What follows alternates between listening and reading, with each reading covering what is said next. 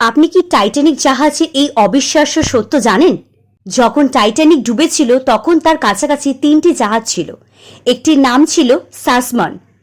মাত্র 7 মাইল দূর থেকে দেখতে পেয়েছিল টাইটানিকের বিপদ সংকেত, কিন্তু তারা বেআইনি শিল মাছ ধরছিল, তাই তারা উল্টো দিকে জাহাজে মুখ ঘুরিয়ে বহু দূরে চলে যায়। দ্বিতীয় জাহাজটির নাম ছিল ক্যালিফোর্নিয়া। মাত্র 14 মাইল দূর থেকে টাইটানিকে আর্তনাদ দেখছিল, তবে ঘন অন্ধকারেও জাহাজের চারপাশে জমাট বরফের কারণে যেতে পারে নাই। তাই পাইলট সিদ্ধান্ত নেন তিনি ঘুমাতে যাবে। শেষ জাহাজটির নাম ছিল কারপাথিং।